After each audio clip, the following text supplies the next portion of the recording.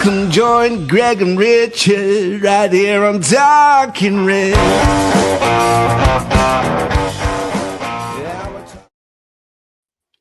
Hello and welcome to Talking Reds, a Nottingham Forest podcast, hosted by myself, Greg Oram, and my fellow Forest fan from across the Atlantic, Richard Spray.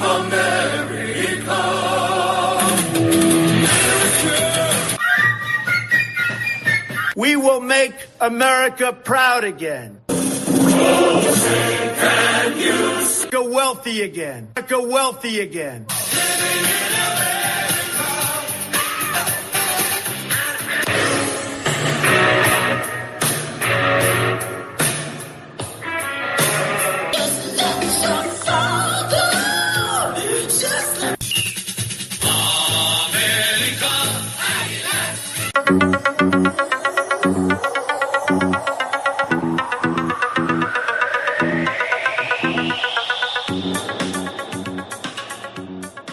There we go.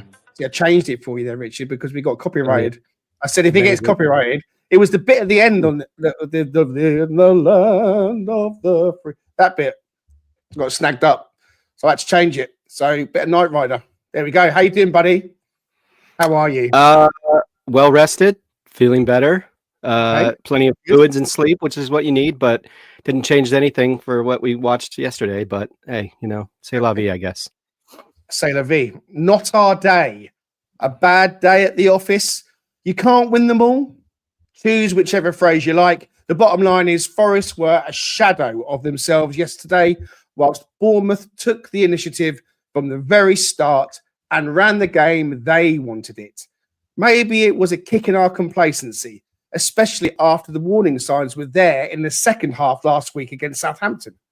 One thing is for certain. It's now about how Forest react. I mean, their previous defeat was the 3-0 away match at Man City, which then saw Forest embark on a fabulous winning run. Let's hope the same might be on the cards again, starting at home to Brighton next Saturday. Here with Richard and I to mull over a disappointing away day on the South Coast, we have the Statman Danscape, and we also welcome one of our Texas Rangers. It's Ross Taylor. The eyes of the ranger are upon you. Any wrong you do, he's gonna see. When you're in Texas, look behind you, 'cause that's where the ranger's gonna be.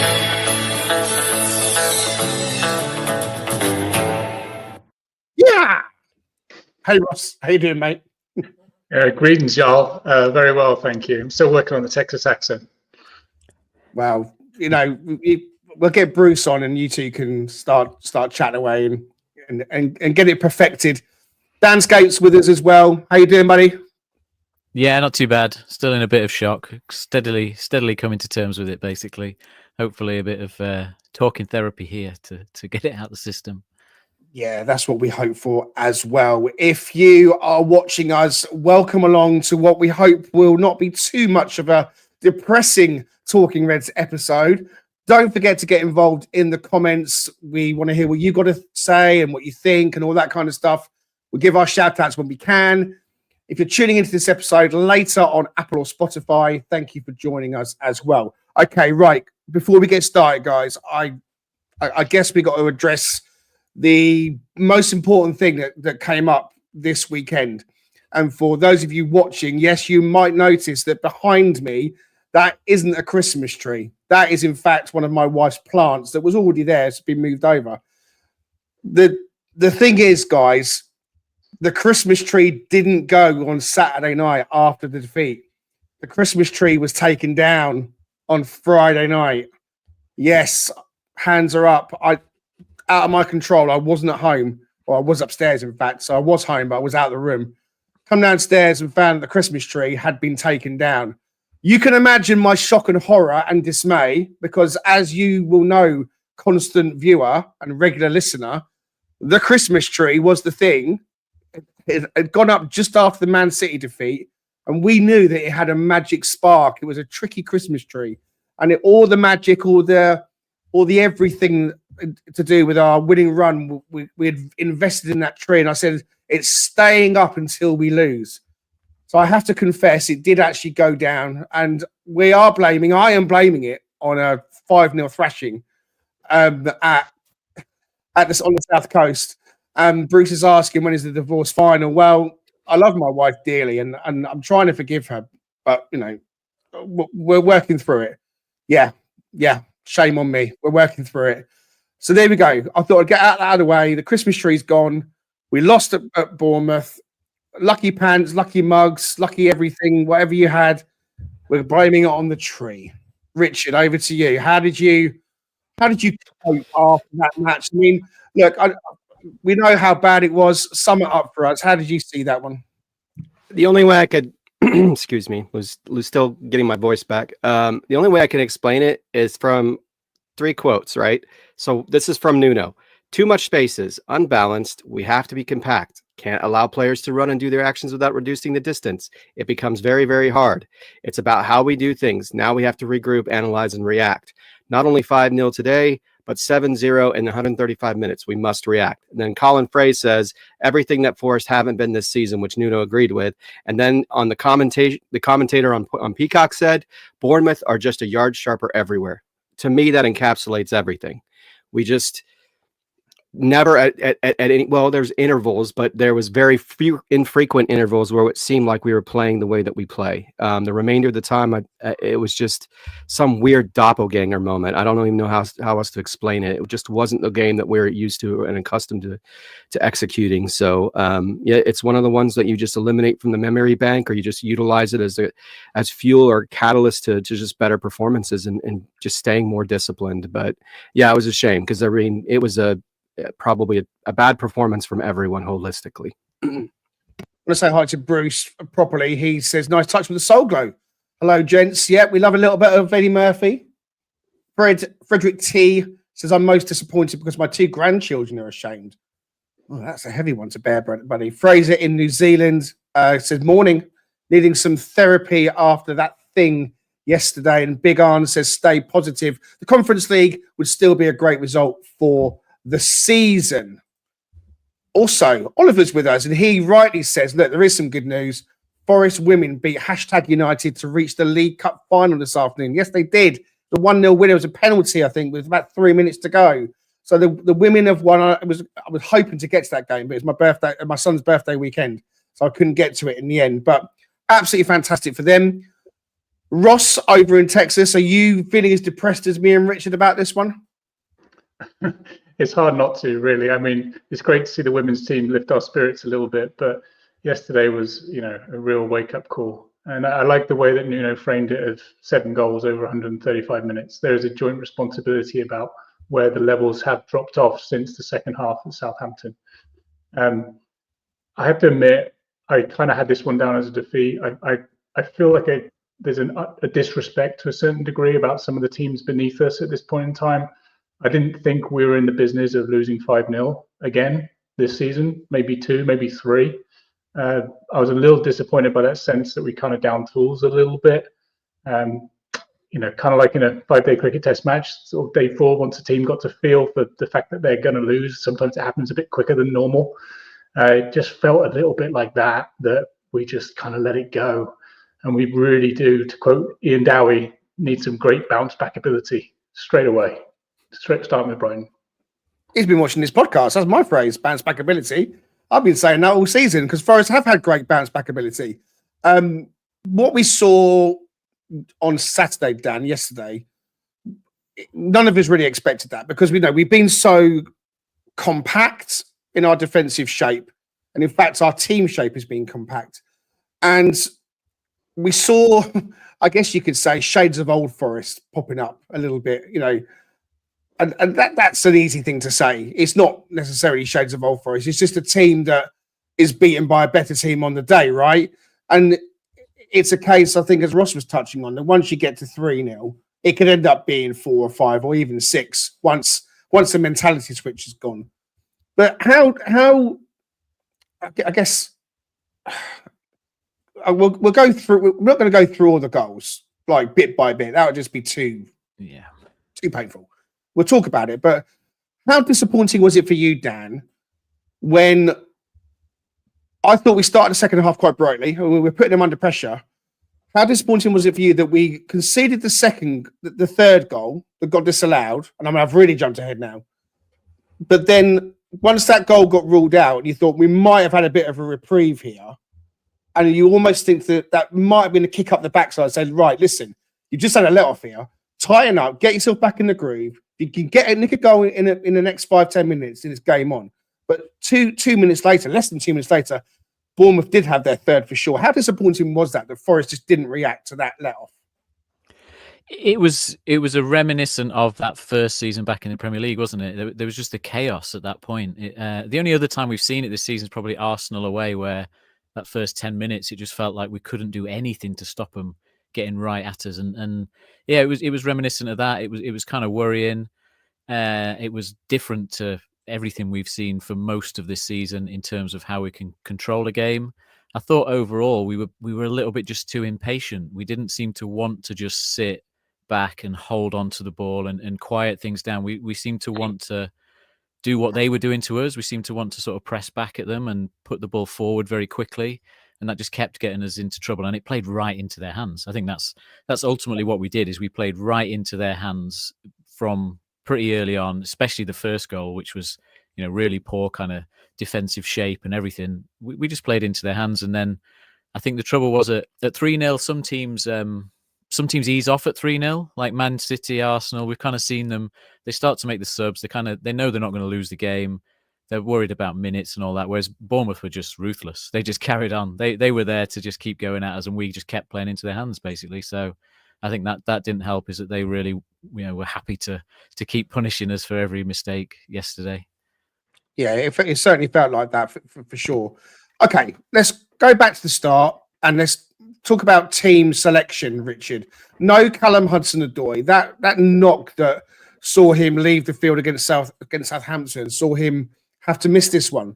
And in come Jota Silva, and also we had Ryan Yates coming in for Nico Dominguez. So that midfield switch was something we've spoken about a lot. And look, I'll be honest with you. If Ryan Yates is starting away from home in the midfield, I'm pretty happy, because we've talked quite a bit on this podcast, as others have on other podcasts and other places, that Ryan Yates is your go-to man for a niggly away game. So happy with him personally. But I want to get your thoughts on Jota Silva starting instead of Callum Hudson-Odoi. You know that I've been a big fan of his, and I'm a big fan of his. I'll quickly interject that I think his halo slipped a bit. I definitely see him now as a off-the-bench player. And as a starter, I don't think he's quite really what we need if we're going to progress. How do you see it with that Jota Silva switch coming in? And we talked about maybe going to 3 at the back. Maybe that would have been a better option. Do you think, on reflection, 3 at the back, a la Brentford away, might have been the way to go for this one? Yeah, I think so. I mean, and in hindsight too, they had a couple of moments. Now, granted, I don't know how much this would have played out differently if you had someone like Murado in, because we've addressed the aerial duel issues that he's had to date. And I think we had a discussion about the possibility of this being a Bali moment. You need guys who have the experience to kind of keep things flowing and going as intended, and maintain their shape, maintain your focus, your purpose, and your intent. And that's the kind of guy that he just brings so much stability. Plus, he has the height, and he's so good in the air. I don't know. I mean, I probably would have loved to seen him on the pitch as well. Let Murillo be on the left, and let Bali be in the middle, and Milenkovic on the right, and just have this sort of a stonewall effect. But it's all hindsight at this point. And I wasn't upset with the Yates selection. I understood that. I wanted to have Dominguez in there, because I just thought from an athleticism standpoint, they're very quick and agile in the middle and on the edges, and having someone with that a little bit more athleticism to try to manage that might have been better. But in hindsight as well, looking at how Yates played, he was putting in an awful lot of work, and he executed a lot of energy and effort throughout the time that he was on the pitch. And taking him off, I didn't necessarily think was a game changer, because I thought initially Dominguez was doing some good things, but then when you look at it upon reflection, his metrics were looked terrible. And there were just moments of mental lapses and lack of ability to execute and keep things moving and stay disciplined to space and all of that he had. So from a team selection standpoint, I don't know if Nuno necessarily got it wrong in that sense, but you're right about Jota. I don't know what it is. It's almost like his offensive game is sort of started to dip. His defensive game is the thing that he puts the effort and energy into when that's not coming, which is not a bad thing. But at the same time, he doesn't possess the traits that others may have to be able to keep up with some of the players that we saw on the pitch yesterday. And he definitely made every concerted effort to try to contain that left side of the pitch with Kirkesh and with Semenyo. But there were moments too where it's not even just his inability to manage the athletic ability of another opposing player. It's also his ability to make good decisions in difficult and stressful moments. Because I think there was a point of which he gave up a corner, and there was a goal that, if I'm not mistaken, that ended up happening relatively soon after that. And so I just don't know if he's quite refined enough yet to get as many minutes as he has been and get the start that he has. I think super sub concept or a sub concept is probably where he belongs. Whereas I see with Sosa, there's a little bit more attacking capability and a little bit more variation to his game. And he looks like he might have a bit of a higher ceiling, and he's not getting enough time on the pitch to continue to progress. So to me, it might have been a better option. And maybe, again, this is a hindsight scenario, but I think I advocated for that when we were talking about it, knowing that Callum possibly couldn't play. So in retrospect, I would say I would have preferred Sosa been on the pitch. I think that would have given us a little bit more bite from the attacking side. Although I thought Ilenga played brilliantly and gave maximum effort. And he may have been the only one, to be honest with you. See, I would have preferred Dominguez to have started in a wide left position and kept Ilenga on the right, or vice versa, with Yates in and Jota Silva on the bench, and not even brought Sosa in. Or that's what I meant. Sosa on the left. Yeah, Ilenga on the right. Yeah, but I mean, I'm saying I would have kept Sosa on the bench and had Dominguez playing there with Yates in the midfield. So, or you have your back three, and you make it different. I mean, I think Ross, in our group, you were talking about in hindsight, maybe we should have gone for the back three. I think that was your comment I picked out. So, do you think that was a big mistake? Do you think that actually, really, I know hindsight is the thing here that we're talking about, but Nuno's got a job to do, which is to pick the team. And he's been so good at it this season. I'm not saying that he got it wrong yesterday, but I kind of feel like there was a better option. Mm-hmm. And the back three was like away at Brentford and at Everton that he wanted to play, although we didn't play in the end. So do you think things might have gone differently with the back three? Or was it always going to be a tough game? Because actually, none of them are on their game. Whether you're playing with a back three, a back 10, a back 55, it doesn't really matter what you're playing. None of them were playing very well. So does it really matter? Yeah, I mean, I think it was a tough game, and we probably, not to say we sort of undervalued it, but I ignoring the formation or the personnel, it felt like there was something different relative to where we'd had success on the road earlier in the season in terms of just the way Nuno kind of set up and sort of, when shortening the game. So that, it's narrow, it's tight for 60, 70 minutes, and then be a bit more expansive. And, I would have probably opted either for that 3-4-3 where you've got those resolute kind of three centre halves, or you recognise that you're going to play with one less kind of attacking winger in transition. So with Callum being dropped out, you play Dominguez a bit narrower, so you have three in midfield. And part of that was because we've been dominated by Newcastle in a strong midfield area, and Bournemouth dominated them. So if there was ever a warning sign from the week before, it was maybe we should pack the midfield, whether that's a 4-5-1 or whether that's a 3-5, 3-5-1-1 or whatever we wanted to line up. It just felt like we were a body short in the middle of the park in the first half, kind of trying to sting the game a little bit. Yeah, and we've been the counter-attacking masters, Danscape, and I hate that phrase that's been thrown around Twitter and thrown around everywhere. Oh, Bournemouth did to us what we've been doing to teams. Same when Newcastle beat us. Everyone was saying that then. But that first goal, the Kluivert goal, I mean, there's so much wrong with it from a Forest point of view. Can you pick it apart for us a little bit? And where did it start to go wrong? Because I think it started to go, from what I can remember, is when Anderson stepped forward and then the pass came from what's the American guy again? I forgot his name now. Adams. Yeah, Tyler Adams. to Clivert.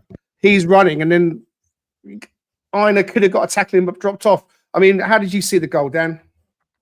Yeah, it's one of those that as soon as you see it, you know something bad has happened. You know, it's not one of those goals that you sort of can't work out what's happened. It's giving their best player the absolute freedom of the middle of the pitch to take all of his time to pick a shot, and it reminded me of what we had against Southampton the week before. Basically, we were acting like Southampton, where they just seemed to open up and give our best players time at the edge of the box to shoot. I think it was WT Analysis that kind of screenshotted the setup and pointed out about Anderson stepping forward.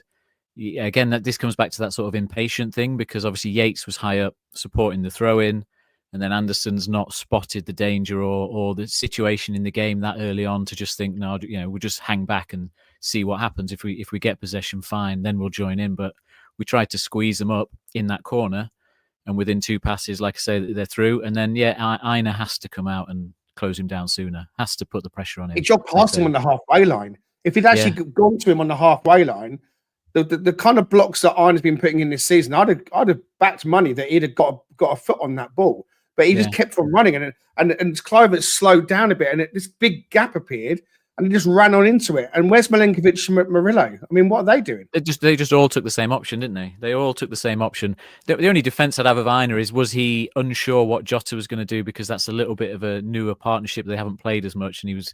But at the end of the day, it's about making those split-second decisions, isn't it? Bournemouth made the decisions well in their side of it going forward. We just didn't. We just kept backing off. And sometimes you'd argue that, well, those shots from the edge of the area, they don't, they're low quality shots if you look at on average. But it's just the fact he's their best player and he's in such form. You just know if he gets the chance, he's probably going to score it. It's not like they were overrunning us in the first half. It was 1-0 at half time. I don't think that we were fluid. I don't think that we were too much of a threat. We were trying to make things happen without anything really coming off. And it felt a little bit bitty. Well, in fact, quite a bit bitty from our point of view. But it still felt like Bournemouth were still the better side. But 1-0 going into half time, Richard. I mean, he took Yates off, and I'm not sure, was that making Yates a scapegoat, do you think, or what? Because he didn't change the shape. He just brought Dominguez on for Yates. So was he trying to say that Yates was a big cause of our first half display? I mean, should we read too much into that?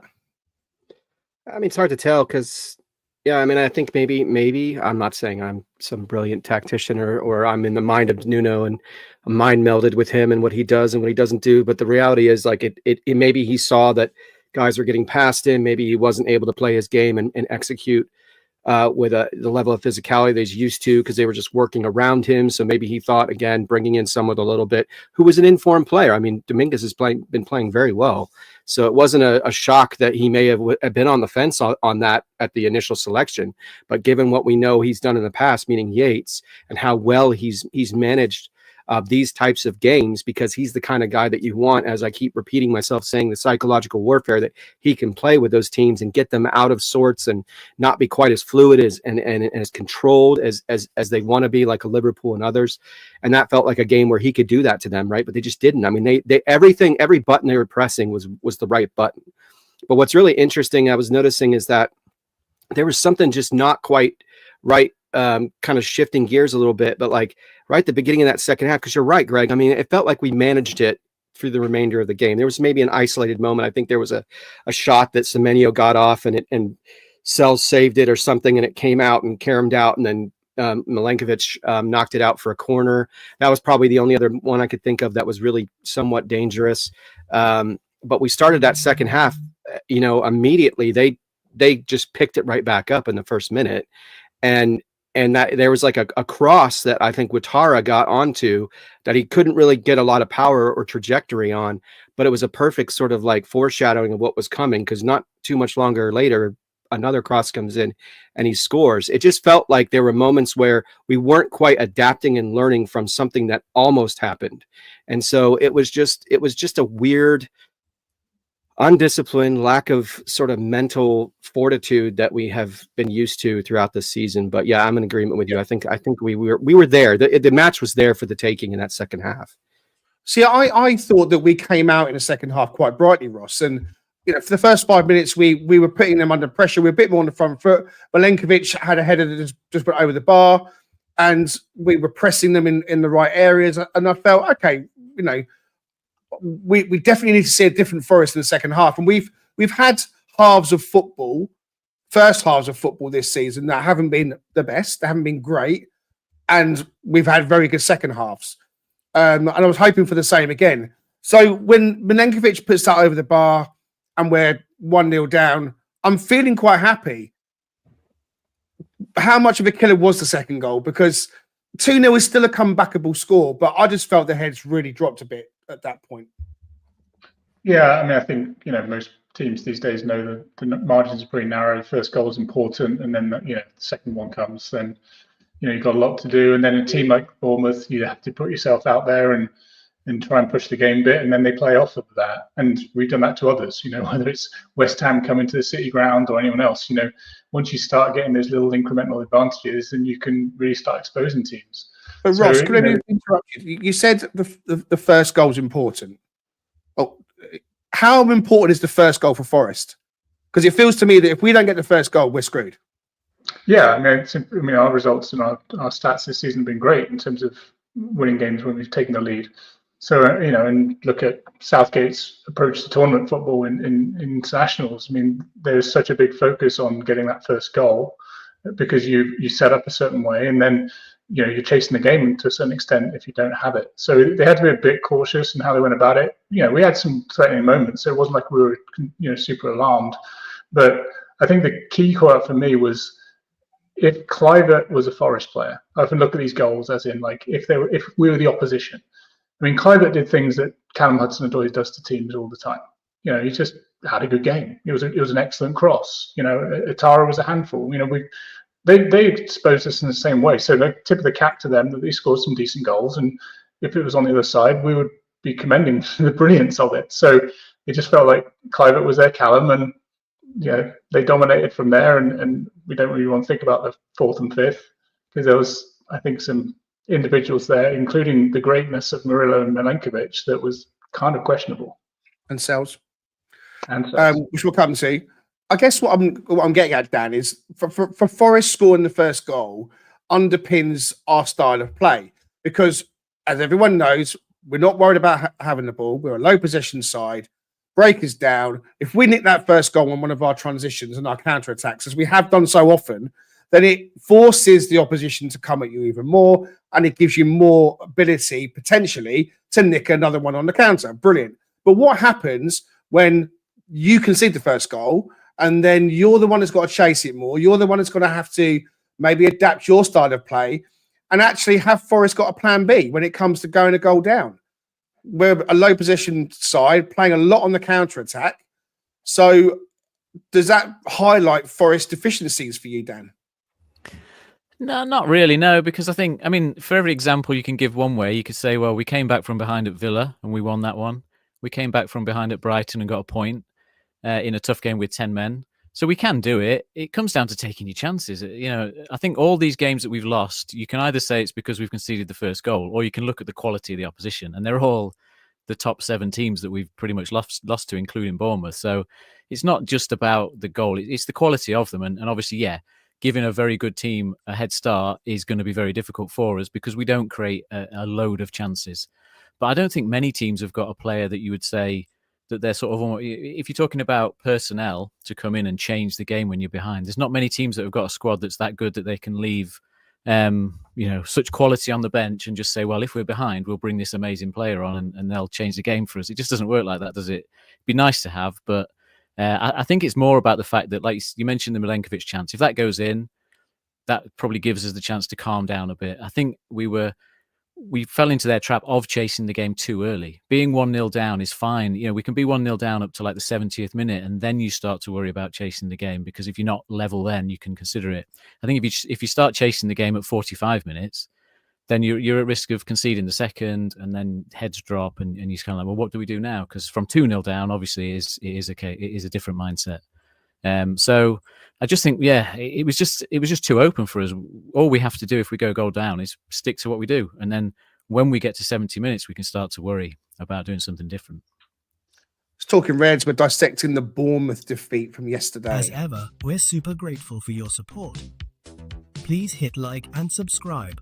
Or if you're listening on Apple or Spotify, you can follow us to be sure to never miss a Talking Reds episode.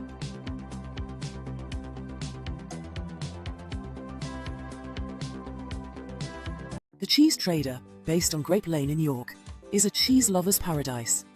Home to some wonderful specialty cheeses, relishes and chutneys, and also with a fantastic street food menu. Try their loaded fries or posh cheese on toast. It'll be the best you've ever had. Owned by Forest fan Stu Freestone, the Cheese Trader proudly sponsors Talking Reds. Quote Talking Reds every time to get 10% off your order. The Cheese Trader and Talking Reds, the perfect cheesy mix. Cheese Raider, the Cheese Trader and Talking Reds. You will never find the more wretched hive of scum and villainy. You know what to do. Get your discount. Get your Talking Reds discount with Stu at the Cheese Trader in York. Okay, so Utara, Richard.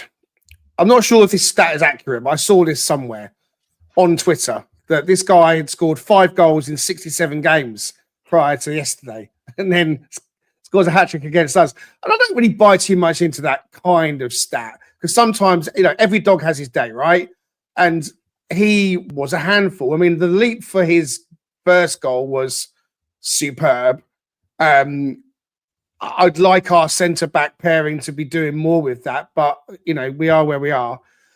And then, Matt Sells, who's been very, very good for us this season, should he be doing more with that shot that comes in? I mean, should he be punching it away? He kind of flaps it in, pats it down, and then Utara creeps in. I think that was his hat-trick goal, in fact. So let's talk to us about Murillo and Milenkovic and Sells, and should we be concerned?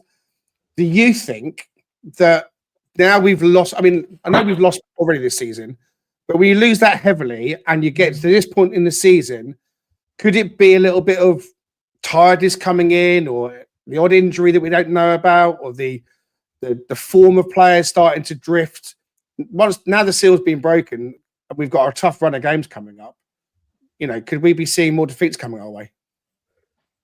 I mean, anything's possible, but I don't think so. I think the way that the team's structured, I mean, those two guys as well, in particular, I mean, that's the value of having someone with Milenkovic's experience, right? I mean, he's faced poor performances, I'm sure, in the many, many matches he's played in Serie A, and there's some brilliant football that gets played there and some very difficult teams to deal with in that league. So I think having someone like that in your back line, as we've discussed previously, is just such a value, because it's not only just about his physical ability, which is clearly has a credible physical ability, but it's also about the way his mind functions. I mean, it just felt like there was just isolated moments where you could see just everybody was just out of sorts. I mean, him and Aina getting into it at some point towards the end of the match, right before Aina was subbed off. Murillo, there was a moment where we had a free kick, and Murillo was getting kind of frustrated, I think, with whoever he was trying to mark, who was being a little bit physical, and Wood was just like telling him to calm down, and Murillo looks at him like, okay, I got it.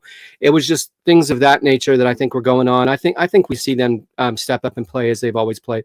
I don't think it's going to be one of these scenarios where all of a sudden the mystique's gone between those two players and the kind of dynamic and the chemistry they have, and that suddenly just dissipates. It's not going to happen. I just don't. I believe too much in the coaching staff and their ability to get everybody grounded again.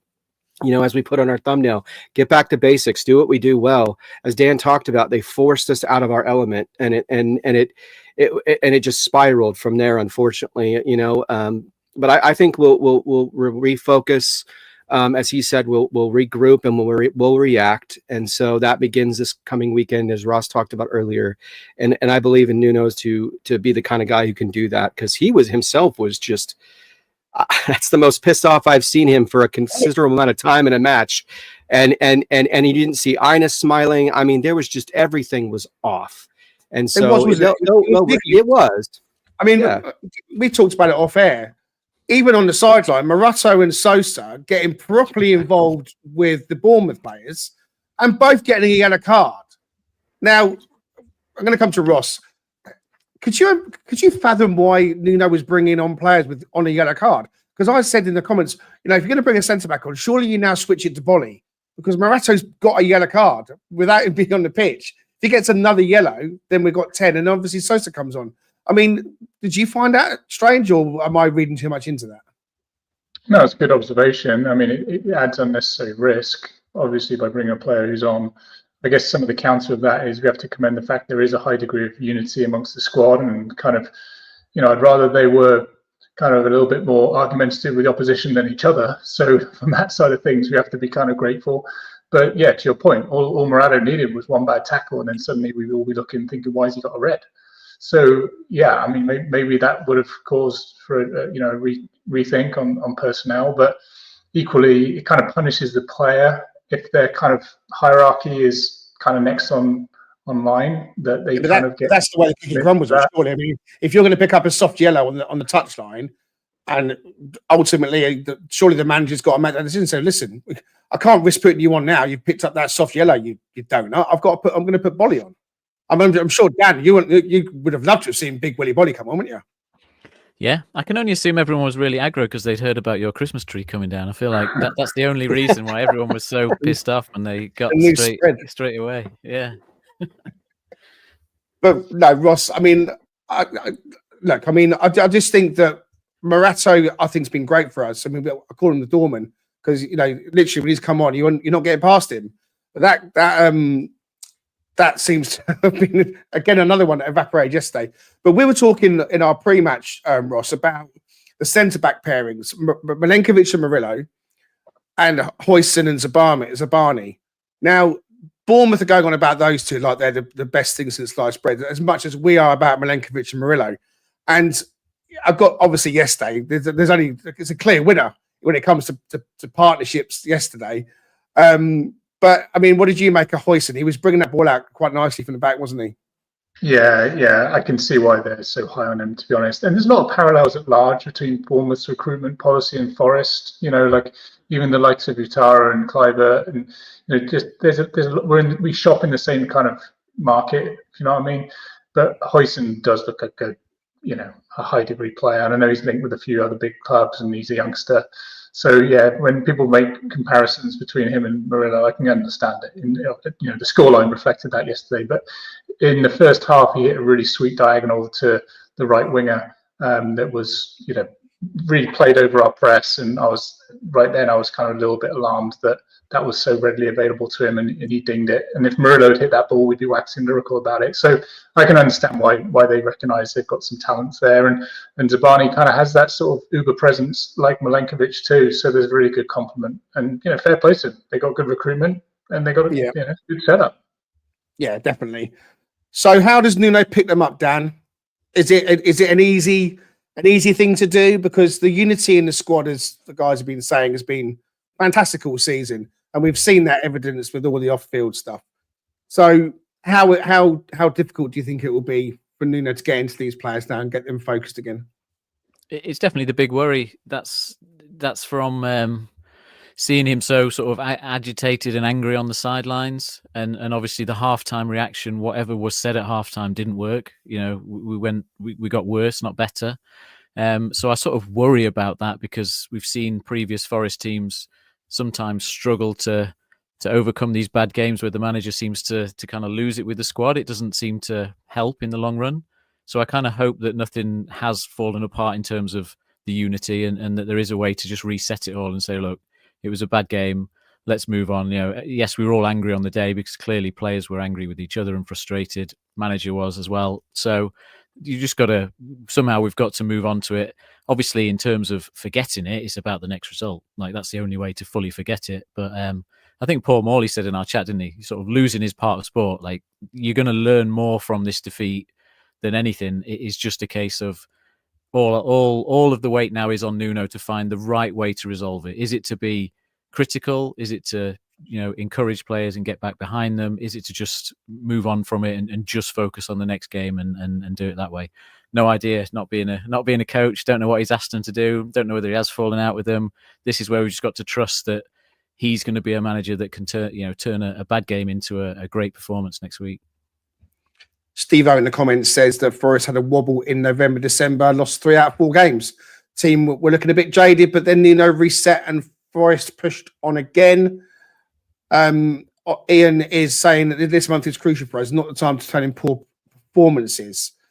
Steve O also says Forest were a little predictable, set up the same sub, same times.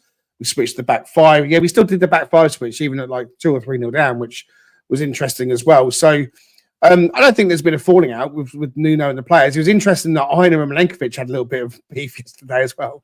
So, you know, they care. Obviously, they're not used to this season being in that position. Things have been going rather well. The team is going to need strengthening as it gets better and better.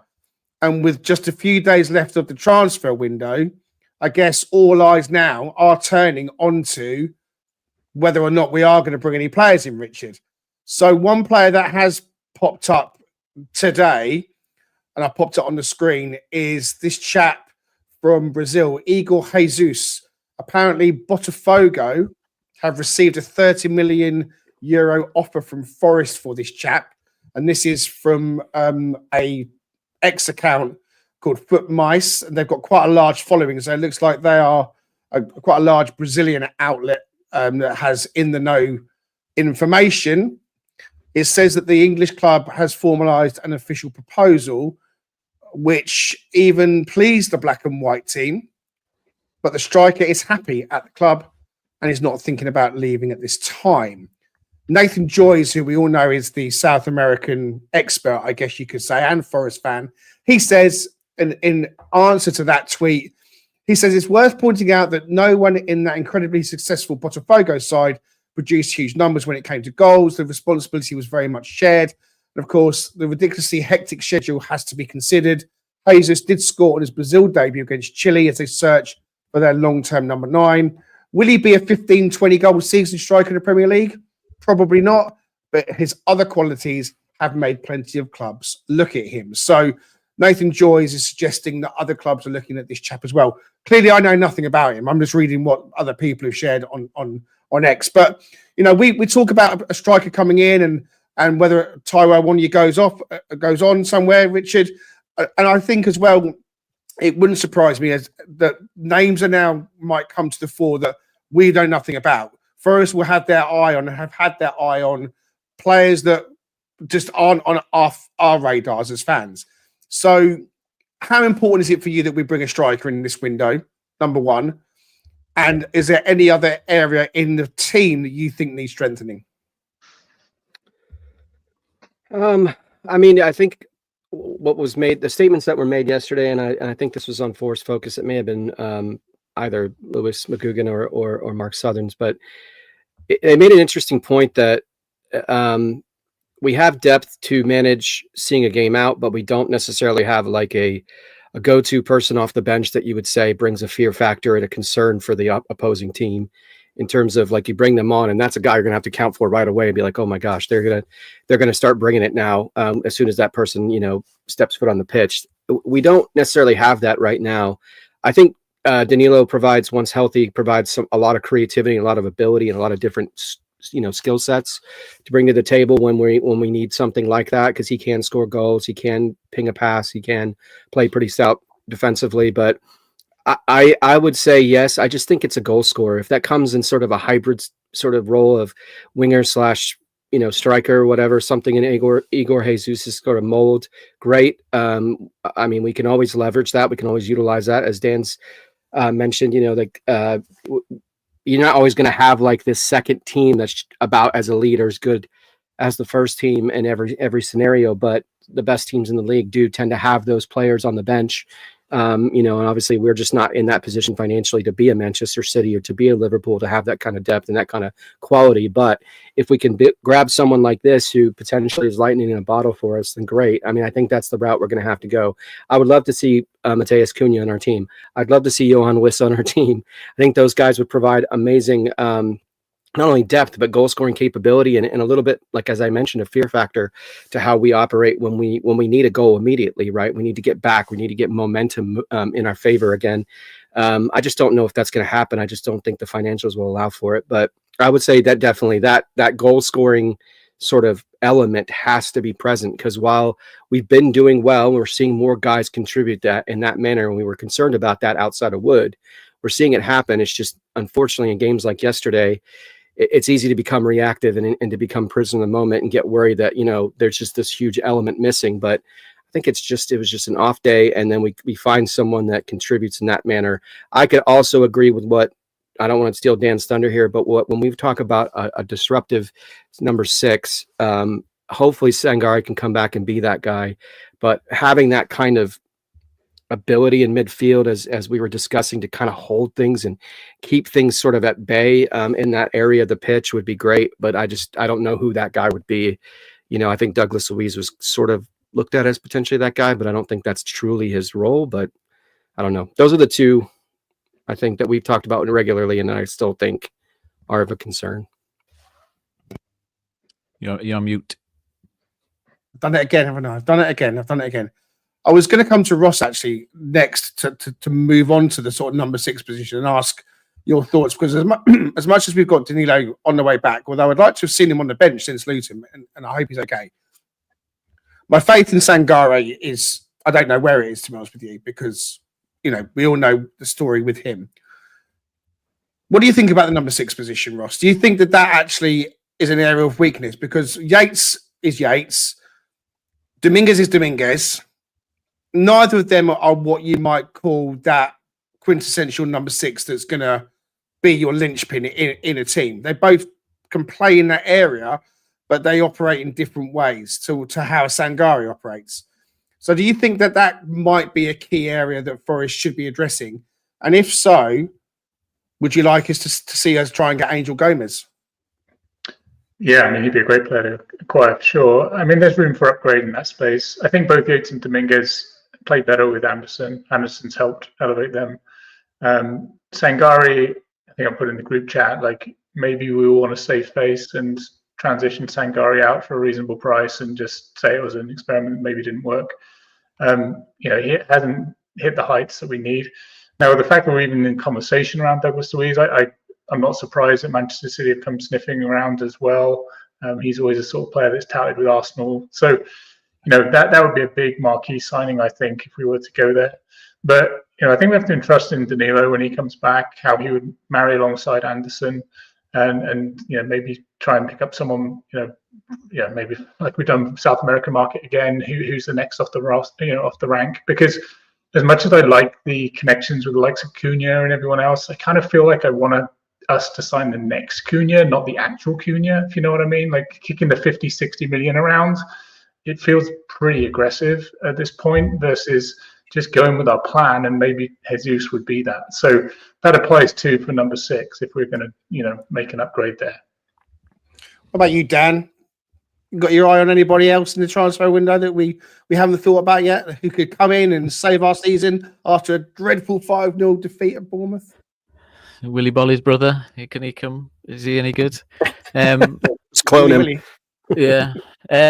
Look, I do think midfield is an area where we're sort of okay, but the recruitment could have been more specific to what we need, couldn't it? Ward-Prowse is kind of turning into this sort of slight waste of a spot in the squad because he's got the experience, and in certain games he can do something. But in most games, what we need is a Sangare or a real physical, dominant midfielder that's going to sit and hold, isn't it? And if we could have instead of signing Ward-Prowse on loan, found that holding player, to get in there, that would have helped. Obviously, at the time, I think Sangare was still fit when we signed Ward-Prowse. So there's a bit of hindsight there, but I think that's one area where it would just be nice to have one more midfield option available to us. So maybe it is Sangare, but given the injury, given the length of time, we can't really put too much weight on that.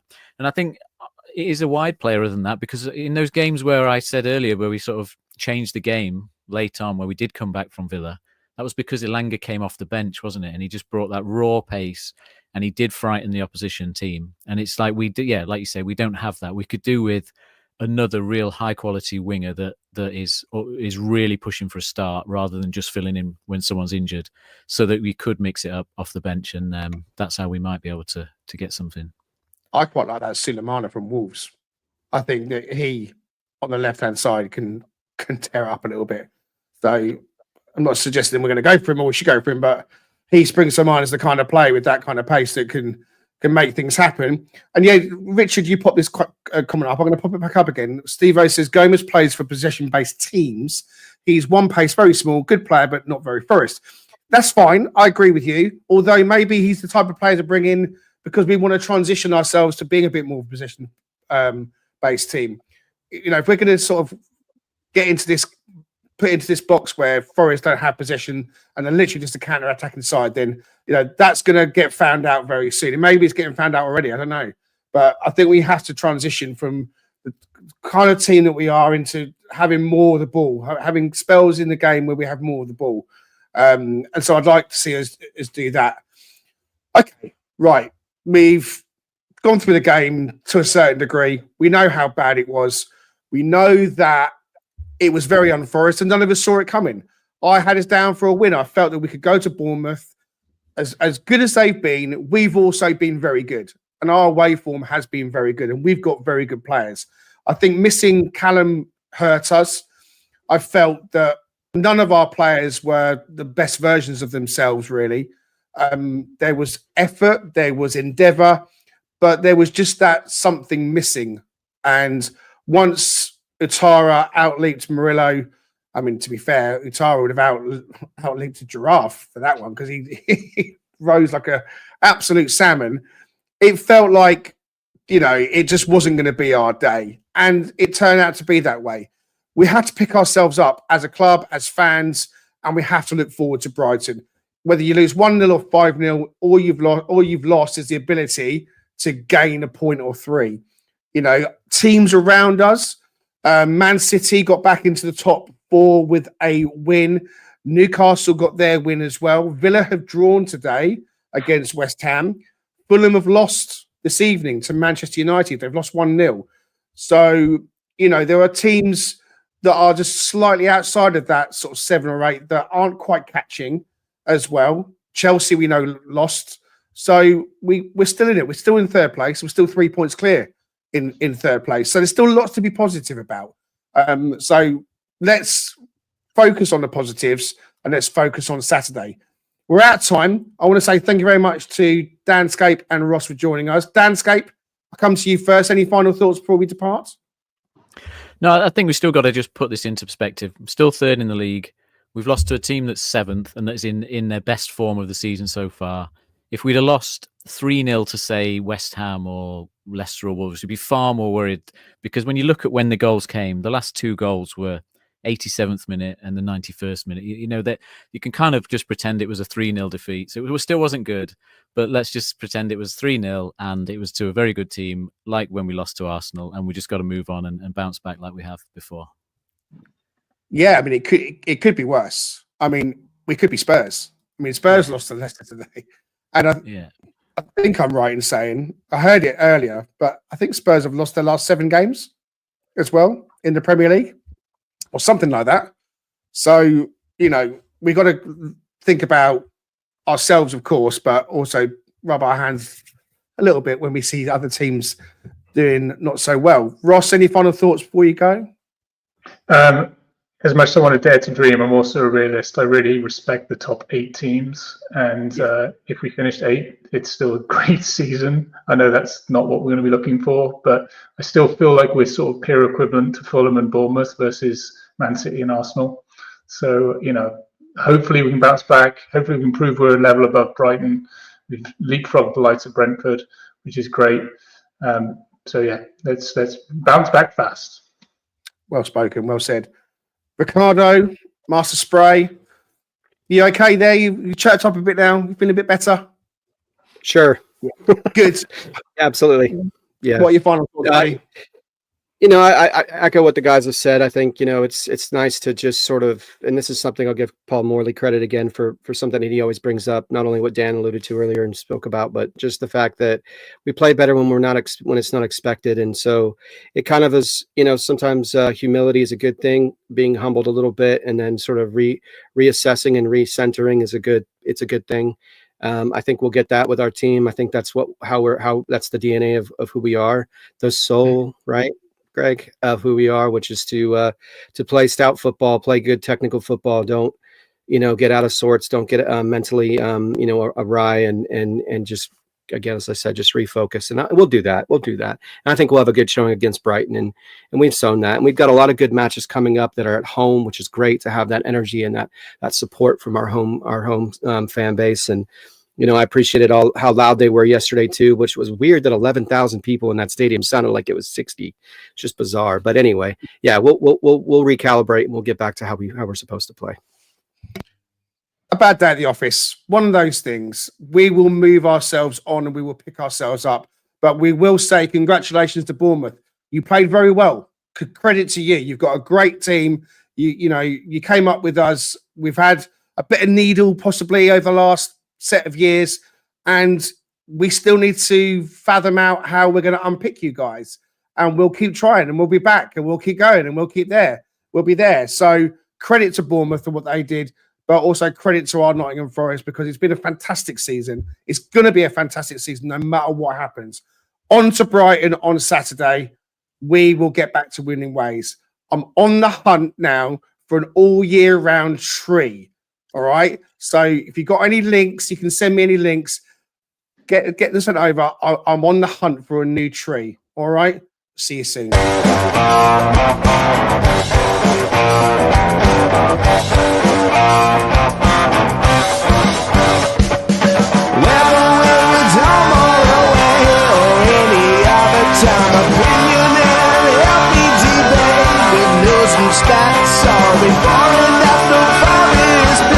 Come join Greg and Richard right here on Dark and Red.